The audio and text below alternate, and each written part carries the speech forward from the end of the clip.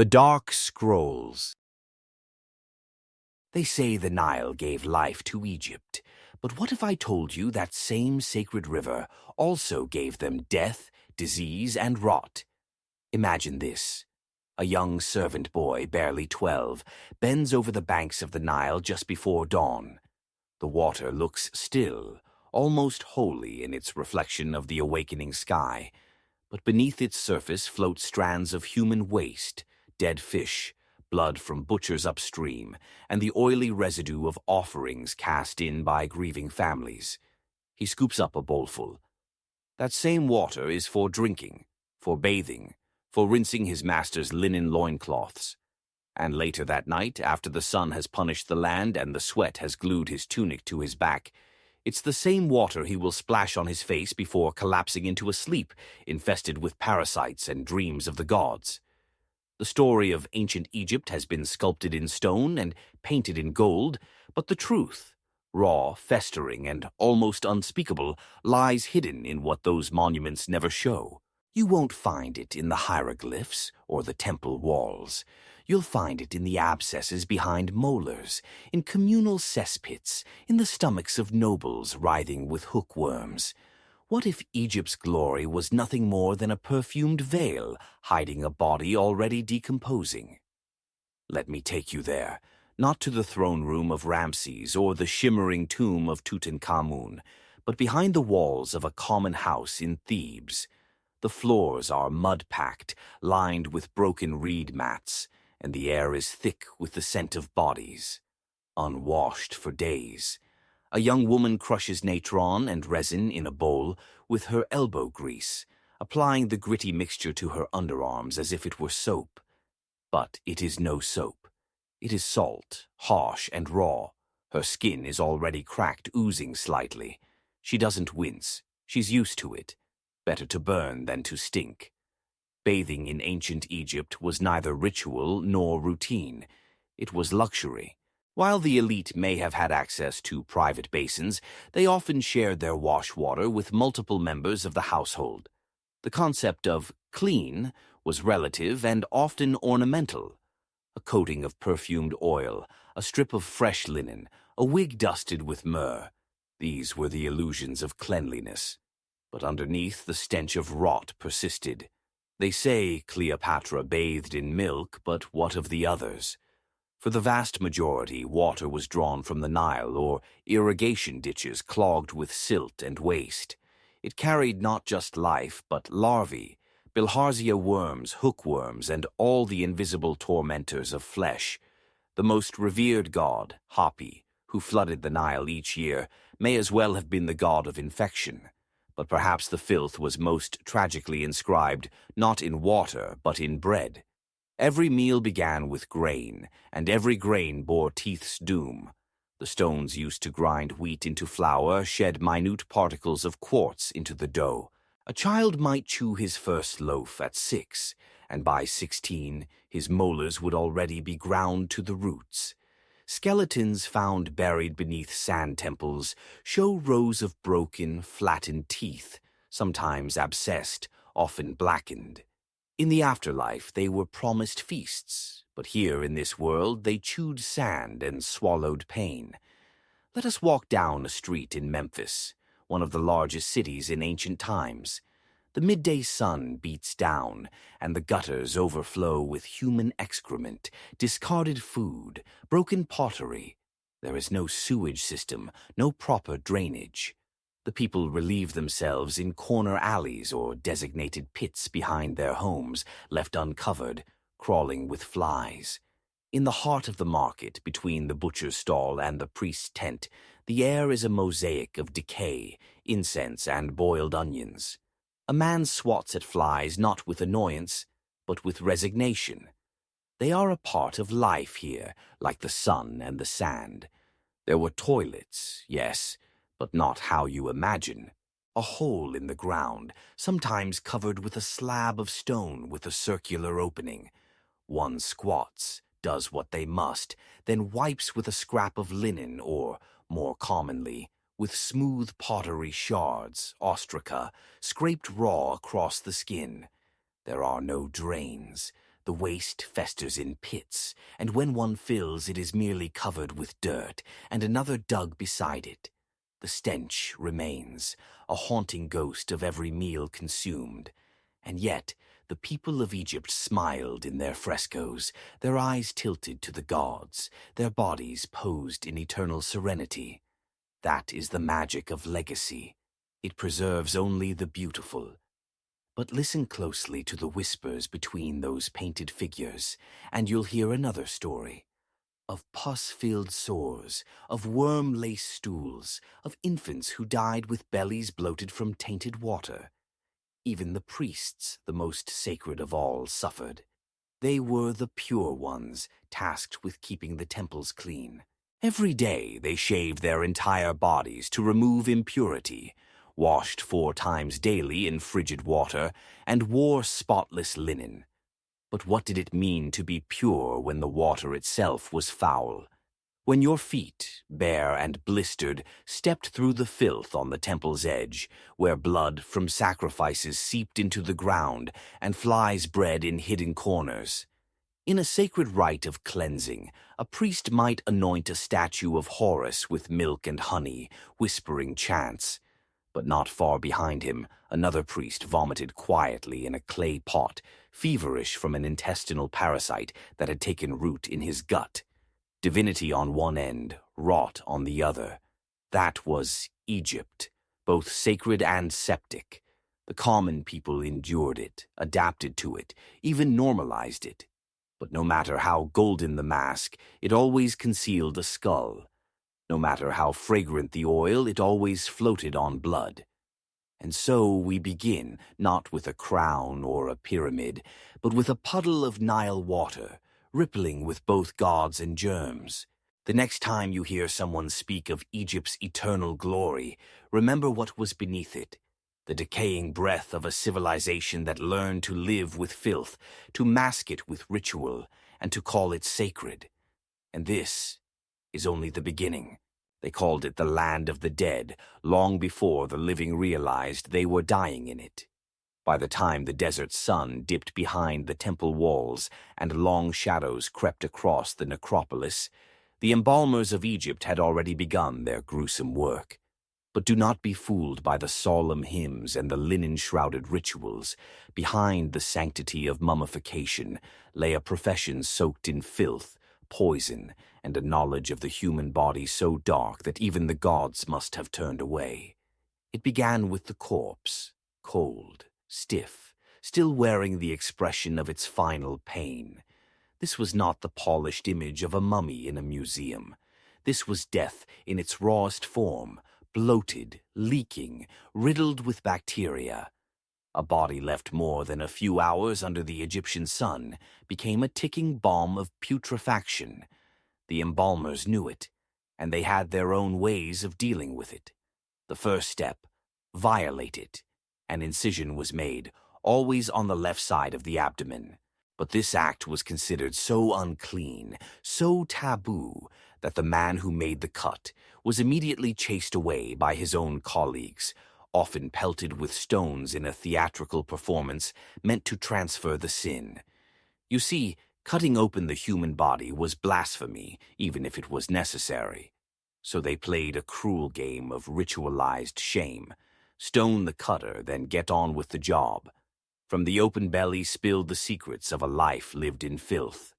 The stomach was emptied of half-digested bread, sometimes peppered with parasites, the intestines bloated with rot and pus, the bladder often still warm with urine. All organs, even the lungs choked with soot from a lifetime of cooking fires, were scooped out, all except the heart, if the family could afford it, because the heart was weighed in the afterlife. And the brain, that was a different matter entirely. They removed it through the nose. A long, thin hook made of bronze or iron was inserted up the nostril, then swirled with practiced cruelty. The brain, soft and fatty, was not extracted in whole. It was liquefied, stirred until it became a foul-smelling slurry, which then oozed out, dripping from the nose and mouth. Sometimes it did not come out clean. Sometimes it got stuck. And when that happened, the embalmers turned the body on its side and beat it gently with mallets until the fluid poured. They did this without flinching. These men lived among the dead. Their homes were on the edges of cities, often near tombs. They were feared, respected, and reviled. Their hands always smelled of resin and decay. Their eyes were hollow from breathing in the thick fumes of natron and burning myrrh. Yet they had power, for they were the gatekeepers to eternity. But eternity in Egypt was a messy thing. After removing the organs, they packed the corpse with natron, sodium carbonate, a harsh desiccant found in desert lakes. It sucked the moisture from the flesh, shriveled the body, and left behind a leathery husk. But natron was expensive. Poor families often paid for half the process. That meant the body was only partially dried, and beneath the wrappings decay continued. Some mummies rotted in secret beneath their linen masks. Some burst open during funerals. There are records, hushed and shameful, of ceremonies disrupted by the unbearable stench of liquefied organs. Then came the resin. Hot, sticky, black as night, poured into body cavities, into the skull, over the feet. It sealed the dead like tar, but it was toxic. The fumes choked the embalmers. Some went blind. Some developed lesions on their skin that never healed. They did not stop. To them this was holy work, necessary work, work passed from father to son like a curse. But here's the truth no one tells you. The embalmers sometimes stole.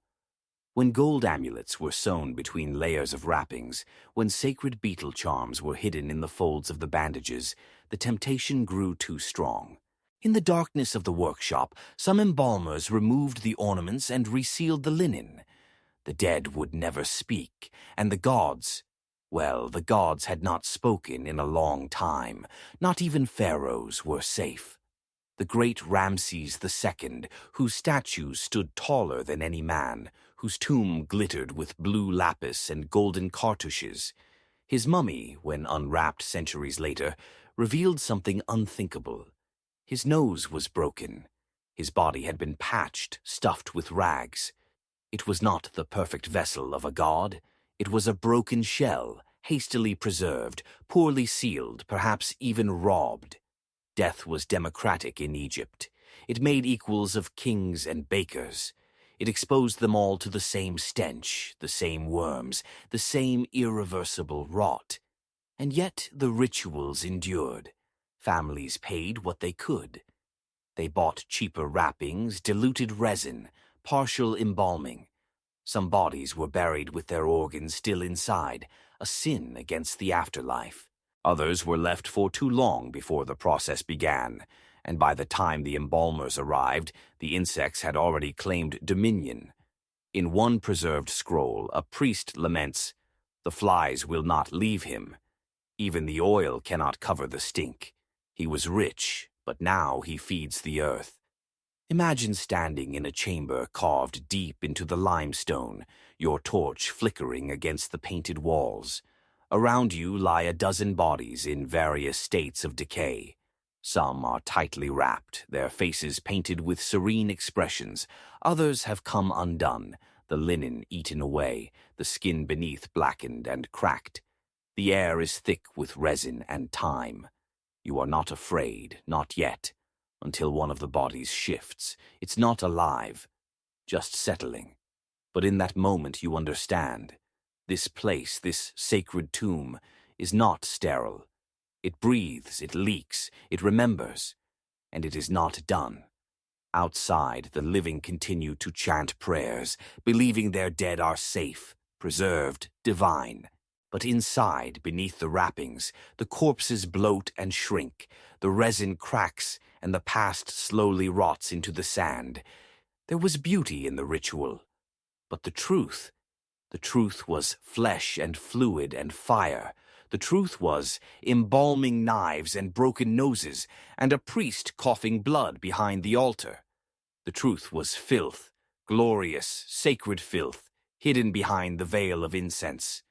And still, we're only halfway there. If the pharaohs were embalmed in gold and tar, then the common people, especially the women, were left to decay in silence. Their bones rarely bore inscriptions. Their names, when remembered, were often spoken in hushed tones. And their bodies, well, most never saw a linen shroud. They were placed in shallow pits, swaddled in old mats, if at all.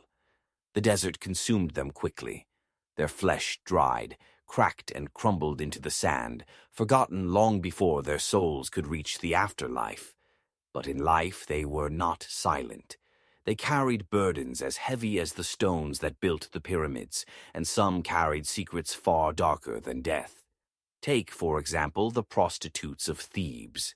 They were many, known by the men who visited their shadowed doorways, and often scorned by those who pretended they didn't.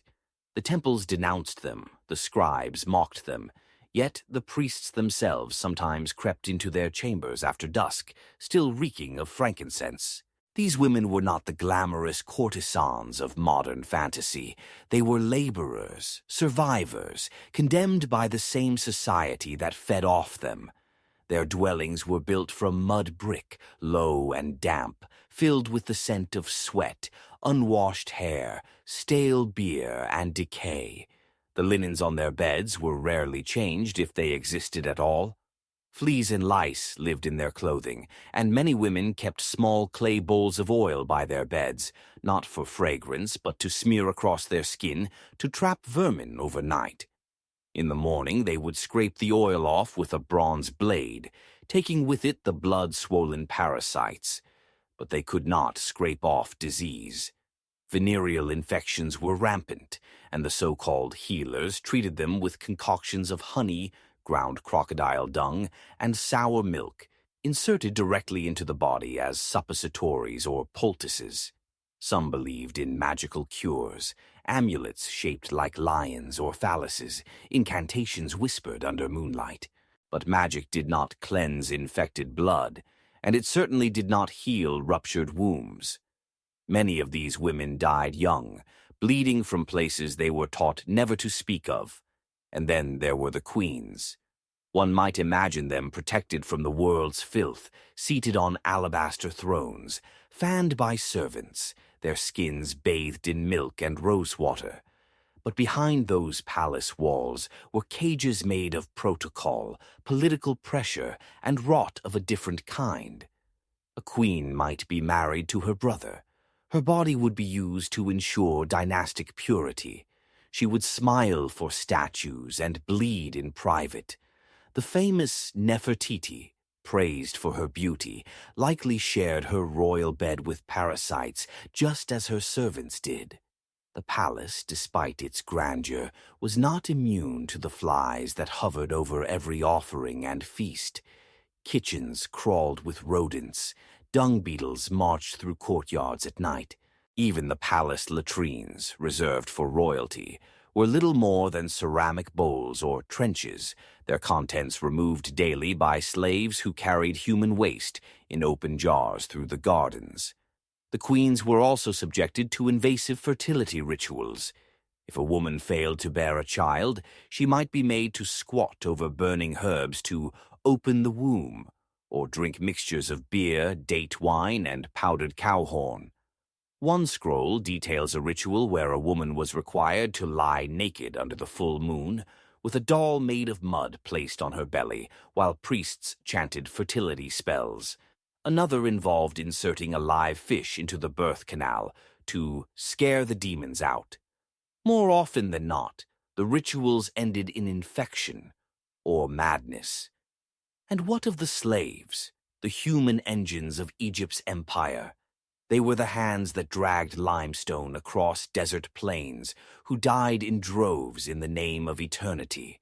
Their backs bore scars from whips, their breath reeked of spoiled grain, their fingers were broken and never set. They slept in pits, in clusters, pressed together for warmth and protection. In the mornings they awoke to the groaning of dysentery and the sounds of someone vomiting behind the barracks. Some worked themselves to death, collapsing under the weight of stone blocks, their corpses quietly removed and replaced. One might think Egypt fed its slaves poorly, but in truth, they were given what they needed to survive, barely. Bread, beer, onions, always the same. But the bread was hard, laced with sand. The beer, sour and thick, often carried mold that grew in the heat. Water was rare. Most drank from open pits or the nearest canal, which also served as a dumping ground for refuse, excrement, and carcasses. Illness spread faster than rumor. Fevers boiled the blood, skin peeled from untreated burns and fungal infections. Medical care was a privilege. For the slave, pain was an expectation. Death was a release. And yet, despite all this filth, Egypt functioned. It built monuments, it conducted astronomy, it penned poems. But every step forward was balanced on bodies in agony. The pyramids were not only tombs for kings, they were mass graves for ambition, each stone drenched in the sweat and blood of those forgotten by name. Even the magnificent temples, those carved into cliffs and painted with gods, were places where workers routinely died from collapses, scorpion stings, or heat stroke. Some were buried beneath the very walls they helped raise. But here's the final horror. The system did not collapse. It perfected itself. The filth did not destroy Egypt. It became part of its sacred order. Disease was normalized, death ritualized, suffering immortalized. Perhaps the worst secret of all is not the filth itself, but how easily humans learn to live in it. The woman who bathed in urine to bleach her skin, the boy who chewed limestone to ease hunger, the priest who believed his infected wound was punishment from the gods, the queen who burned incense not to praise Ra, but to mask the smell of her own rotting flesh. These people were not exceptions. They were Egypt. And so were the millions who vanished into nameless graves, whose bones now crumble into museum dust. The truth, like the desert wind, never stopped whispering. You just had to listen. By the end of Egypt's golden age, the contradiction was complete. A civilization obsessed with purity, yet built upon rot. Every ritual, every prayer, every stone block raised toward the sun was performed in pursuit of Ma'at, the divine balance of order and cleanliness. But behind the chants, beneath the limestone altars, and inside the temple walls, Egypt was drowning in its own sacred filth. Let us return now to the temple, not as a worshipper, but as an intruder. Enter through the side gate of Karnak at dawn. The air is already thick, not from incense, but from the overnight humidity clinging to the stone. A scribe walks past you, clutching a scroll of hymns. He smells of sweat and the bitter perfume of kaifi. His sandals slap against the tiles, slick with the blood of yesterday's sacrifices. Inside, the courtyards are full of life. Birds squawk in cages. Oxen are tethered, awaiting slaughter. Piles of reeds are stacked high beside jars of sacred water, collected from the Nile at first light. Priests, dozens of them, move like ghosts through the smoke. Their heads are shaved, their bodies washed 4 times daily, their linen robes freshly pressed. But their skin tells a different story. Rashes from constant exposure to natron, eyes red from smoke, fingernails blackened from the gutting of animals. One priest lifts a knife and makes a shallow cut in a bull's neck. The blood spills onto the altar, over his hands, his wrists, his white robe. He steps back, reciting a hymn. The blood dries. No time to wash again. There's another offering in 15 minutes. The temple must continue. You may think these were just a few, but ancient Egypt's major temples processed dozens of sacrifices daily. Bulls, goats, birds, sometimes even prisoners. The gore was relentless. The stone floors, no matter how often they were scrubbed, reeked of copper and bile.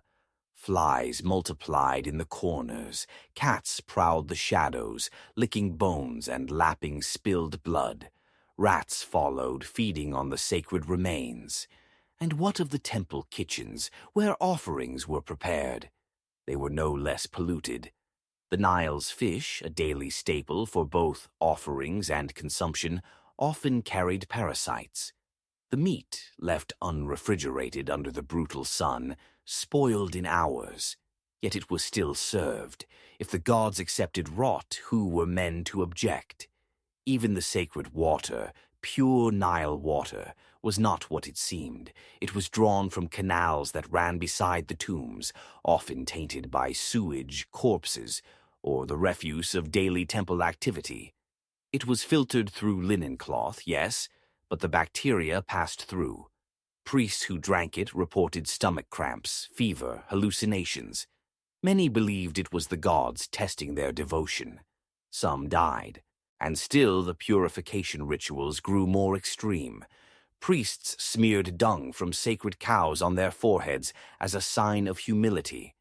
They ingested powdered gold to cleanse the soul, only to vomit it up minutes later. Some fasted for weeks, hallucinating on the edge of death, believing their suffering opened the mouth of the gods. Others lacerated their backs with palm fronds, letting flies fester in the wounds, convinced that pain drew them closer to the divine.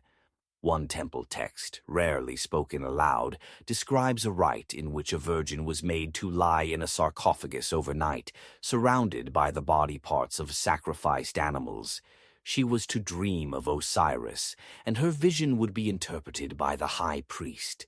But many such women emerged silent, shaking, their minds forever broken. Others never emerged at all. Purity was no longer about cleanliness. It had become torment. Even the living gods, the pharaohs, were not spared. Every morning before his public appearance, the pharaoh underwent an elaborate cleansing ritual. His servants poured pitchers of scented water over his naked body, scraped off old oil and sweat, then coated him in fresh unguents. But beneath the surface, pharaohs were as human as anyone else. Some had open sores, some coughed blood, some wept from hemorrhoids or bladder stones. Yet when they stepped into the light, they were raw incarnate. To question their divinity was treason. But the rot could not be hidden forever. As dynasties weakened, as tombs were robbed, and as the Nile shifted its course, the truth began to surface. Archaeologists, centuries later, would uncover temples blackened with soot, drains clogged with bones, crypts filled not with divine treasures, but with the hastily buried remains of failed rituals. In one forgotten corner of a necropolis, they found a pile of mummified dogs, offerings to Anubis, left half-buried, partially rotted, their bandages gnawed by rats. Nearby, a scroll recorded the names of the priests responsible. All had vanished, not into legend, but into disgrace. And yet the myth endured. Egypt, even now, is remembered as a beacon of cleanliness and sacred order. The temples are restored, the tombs are curated, the relics are dusted, catalogued, and encased in glass. But they do not smell, they do not leak, they do not remind you of what once was. The truth is buried again, not beneath sand, but beneath silence. So let me leave you with this. Imagine a queen lying dead in her tomb. Her face is painted in gold leaf, her eyes inlaid with obsidian. She looks perfect, eternal. But inside her wrappings, her skin has liquefied. Her stomach is filled with resin, but the scent of decay still lingers. Her heart, long removed, lies in a separate box, gnawed at by time. She was worshipped, she was mourned, she was mythologized. But like every other soul who walked the Nile's banks, she lived with filth. She bathed in dirty water. She bled in silence. She died afraid, and she was never clean. Thanks for watching. Subscribe for more.